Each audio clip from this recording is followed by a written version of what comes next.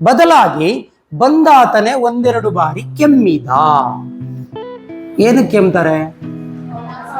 ಅವನಿಗೆ ಕೊರೋನಾ ಬಂದಿತ್ತ? ಇಲ್ಲ. ಮತ್ತೆ ಯಾಕೆ ಕೆಮ್ಮಿದ್ದ?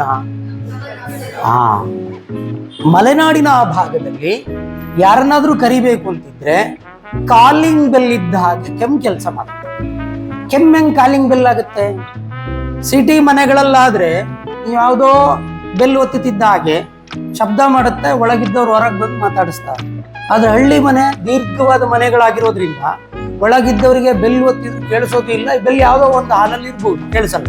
ಅದಕ್ಕೆ ಏನ್ ಮಾಡ್ತಾರೆ? ಒಳಗಿದ್ದವ್ರನ್ನ ಕರೆಯಕ್ಕೆ ಕೆಮ್ತಾರೆ. ಕೆಮ್ಮದಾಗ ಒಳಗಿದ್ದವ್ರು ಯಾರು ಅಂತ ಬರಬಹುದು.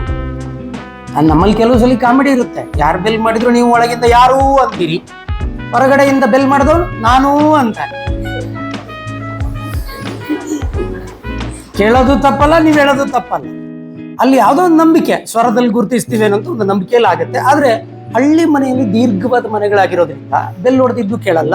ಅದಕ್ಕೇನ್ ಮಾಡ್ತಾರೆ? ಸಾಮಾನ್ಯವಾಗಿ ಬಂದವರು ಯಾರಾದ್ರೂ ಕೆಮ್ತಾರೆ.